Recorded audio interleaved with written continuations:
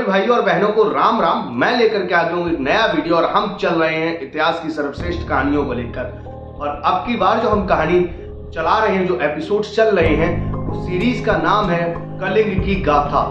महाभारत के बाद जो सबसे बड़ा युद्ध हुआ तो वो हुआ कलिंग का युद्ध, जिसमें सबसे ज्यादा लोग मारे गए। तो चलिए अब हम कलिंग की कहानी को लेकर चलते हैं कि कैसे मौर्य वंश के एक राजा ने कलिंग को मिटाने के लिए कलिंग पर आक्रमण कर दिया। चलिए शुरू करते हैं हम आज का वीडियो। मैंने आपको पिछले एपिसोड में बताया कि मौर्य वंश के दो राजाओं ने अपनी पूरा जीवन खपा दिया कलिंग को जीतने में, लेकिन वो जीत नहीं पाए।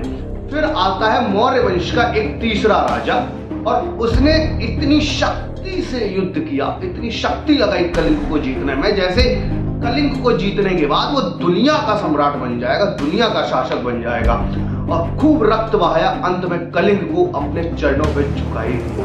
तो जैसा कि मैंने आपको बताया कि कलिंग पर शासन था नंद वंश का। साल था 321 बीसी।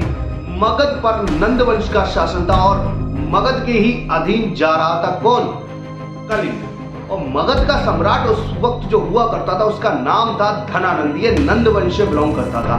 साल 321 बीसीई में धनानंद को चंद्रगुप्त मौर्य ने परास्त कर दिया। चंद्रगुप्त मौर्य ने मगध के सम्राट की गद्दी से धनानंद को उतार दिया, उसको मौत के घाट उतार दिया और खुद बन गया मगध का सम्राट। अब जब यहाँ पर चंद्रगुप्त मगध का सम्राट बनते हैं, मगध के सम्राट बनते हैं और मगध में एक तरीके से ये विद्रोह चल रहा था, युद्ध की लगातार ये भविष्यवाणी चल रही थी। इन्हीं सब के बीच में कलिंग ने खुद को कर दिया आजाद। अब चंद्रगुप्त मौर्य ने टुकड़ों में बटे भारत को एक करना शुरू किया और एक एक राज्य को जोड़ जोड़कर अखंड भारत का निर्माण किया। भारत का पहला शासक कहलाते हैं चंद्रगुप्त मौर्य। हम कहें तो भारत के पहले सम्राट थे चंद्रगुप्त मौर्य। तो अब क्या हुआ कि अखंड भारत तो कर दिया, किंतु इसमें वो नहीं मिला पाए कलिंग को। कलिंग पर इन्होंने कई बार आक्रमण किए, कलिंग पर आक्रमण किए, किंतु कभी सक्सेसफुल नहीं हुए, क्योंकि कलिंग की ज्योग्राफी भी ऐसी थी और इनके पास अच्छी सशक्त सेना थी। लेकिन कलिंग की ट्रेड हिस्ट्री को देखते हुए, कलिंग की इंपॉर्टेंस को देखते हुए चंद्रगुप्त मौर्य इस कलिंग को अपने अधीन करना चाहते थे, किंतु वो नहीं कर पाए।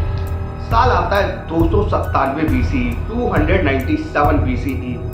यहाँ पर 297 में कर्नाटक में एक जगह पड़ती है जिसका नाम है श्रवणबेलागोला।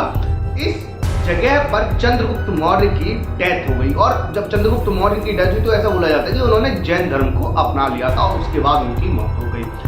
297 बीसी में चंद्रगुप्त मौर्य की डेथ के बाद उनके बेटे बिंदुसार बनते हैं राजा। बिंदुसार यहाँ पर राजा बन गए और वो राज्य का अच्छे से प्रभाव संभालने लगे, राज्य को देखने लगे, मेंटेन करने लगे।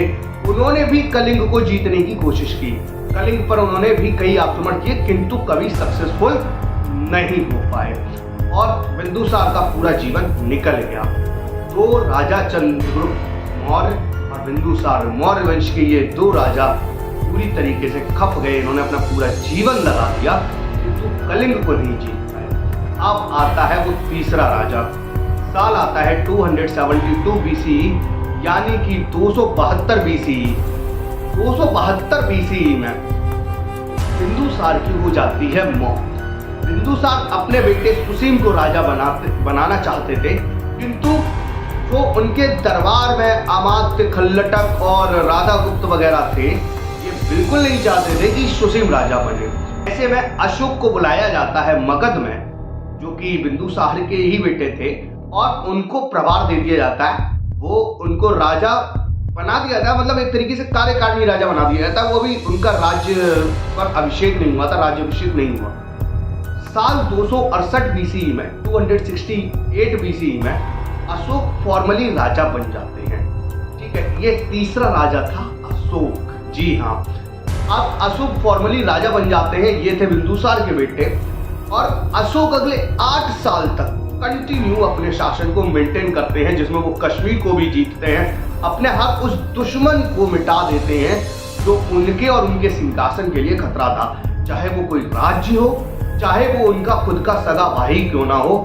ऐसा बोला जाता है लगभग 99 भाइयों की हत्या कर दी थी अशोक ने शासन को पाने के लिए, सिंहासन को पाने के लिए। और कंटिन्यूटी में 8 सालों तक ये अपना शासन स्मूथली चला रहे थे। अब कहानी कुछ ऐसी होती है कि एक दिन अशोक बैठे हुए थे अपने राज दरबार में और साल कुछ 262 BCE बताया जाता है। देखिए इतिहास में यहाँ पर कॉन्फ्लिक्ट, आप जैसे 8 साल देखोगे तो 262 BCE का होगा जाके, ये होगा जाके 6 साल के दौरान, तो यहाँ पर थोड़ा कॉन्फ्लिक्ट मिलता है। तो साल 262 BCE बताया जाता है कि जब अशोक यहाँ पर बैठे हुए हैं अपने सिंहासन पर अपने राज दरबार में, इन्होंने पूछा अपने दरबारियों से कि बताओ भाई कहीं कोई दिक्कत तो नहीं आ रही है, राज्य अच्छे से मेंटेन चल रहा है, कोई समस्या तो नहीं आ रही है। एक दरबारी खड़ा होता है और वो बताता है कि महाराज हमारे राज्य के दक्षिण दिशा से, दक्षिण यानी कि साउथ, ठीक है, दक्षिण यानी कि साउथ, दक्षिण दिशा से लगातार छोटे छोटे हमले होते रहते हैं, सीमा विवाद होते रहते हैं, इनसे जरा समस्या है। ये सुनते ही अशोक तमतमा उठे। उन्होंने अपने उस सेनापति से कहा कि हो भी क्यों ना सेनापति, दक्षिण में कलिंग जो है, और कलिंग को आज तक हम नहीं जीत पाए, ना हमारे दादा चंद्रगुप्त मौर्य, ना मेरे पिता बिंदुसार, इसीलिए इन कलिंग वालों के दिमाग अत्यंतिक खराब हो चुके हैं। एक वो संदेशा लेते हैं और वो लिखते हैं कलिंग के राजा के लिए। कलिंग के राजा यहाँ पर थे अनंत पद्मनाभन। याद रखिएगा इस समय अशोक के समय कलिंग के राजा अनंत पद्मनाभन थे। अनंत पद्मनाभन को ये एक संदेशा भेजता और इस संदेशे में लिखा था कि कलिंग मगध के समक्ष अपने घुटने टेक दे, मगध के समक्ष अपना समर्पण कर दे, अन्यथा कलिंग युद्ध के लिए सज्ज हो जाए। और ये युद्ध इतना भयंकर होगा कि यहाँ पर कलिंग का बच्चा बच्चा मारा जाएगा, पुरुष स्त्रियां कुछ भी नहीं बचेंगी। इसलिए कलिंग की भलाई यही है कि वो मगध के समक्ष अपना समर्पण कर दे। अब एक दूत ये संदेशा लेकर जाता है कलिंग में पहुंचता है और ये संदेशा अनंत पद्मनाभन को देता है।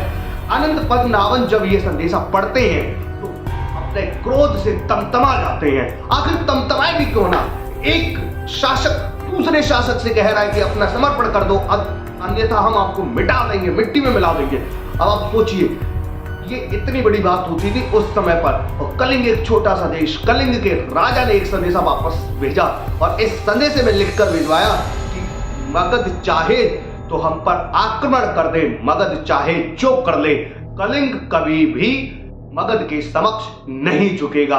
अगर मगध को आक्रमण करने का इतना ही शौक है तो आ जाए रणभूमि में, हम भी तैयार खड़े हैं। कलिंग मगध की सेना का प्रतिकार जरूर करेगा, अपनी रक्त की अंतिम बूंद तक हमारे योद्धा लड़ेंगे, रक्त की अंतिम बूंद तक हम लड़ेंगे, मरेंगे और मिटाएंगे, संग में मिटेंगे। ये संदेशा पहुंचता है अशोक के पास। अशोक इस समय आप समझिए अखंड भारत के राजा हैं, कोई भी इनके समक्ष चुनौती नहीं है। अभी चक्रवर्ती राजा नहीं बन पाए हैं क्योंकि कलिंग उनके अधीन नहीं है। अशोक ने जब ये संदेशा पढ़ा तो अशोक क्रोध से तमतमा उठे। अशोक ने तुरंत अपने सेनापति को आदेश दिया कि जाकर अपनी सभी सेना सजाओ और हम युद्ध के लिए निकलेंगे कलिंग पर। ये देखकर दरबार में बैठे कई लोग काफी डर से गए कि कलिंग पर आक्रमण, वो कलिंग जिस पर न जाने कितने बार हमने आक्रमण किया, कभी इसको जीत नहीं सके, क्या अब इस कलिंग को जीत पाएंगे। यहाँ पर अशोक की पूरी सेना सज्ज हो रही है, अशोक की चतुरंगिनी सेना सज्ज हो रही है कलिंग पर आक्रमण करने के लिए। लेकिन कलिंग भी क्या कर रहा होगा? कलिंग भी आपको क्या लगता है शांत बैठा होगा? वो बस इंतजार कर रहा होगा कि कब मगध की सेना आए और हमें मिटा दे। जी नहीं, कलिंग भी अपनी सेना सज्ज कर रहा था। क्या कर रहा था कलिंग, ये आपको पता चलेगा अगले एपिसोड में। ये एपिसोड जरूर देखिएगा, अगला एपिसोड बहुत ही शानदार होने वाला है। महायुद्ध का वर्णन होगा, कलिंग और मगध कैसे आपस में भिड़ते हैं और कैसे कलिंग को अशोक मिटा देता है। तो क्या होगा ये जानने के लिए बने रहिएगा हमारे साथ, और मिलते हैं हम आपसे अगले एपिसोड में। तब तक के लिए नमस्कार।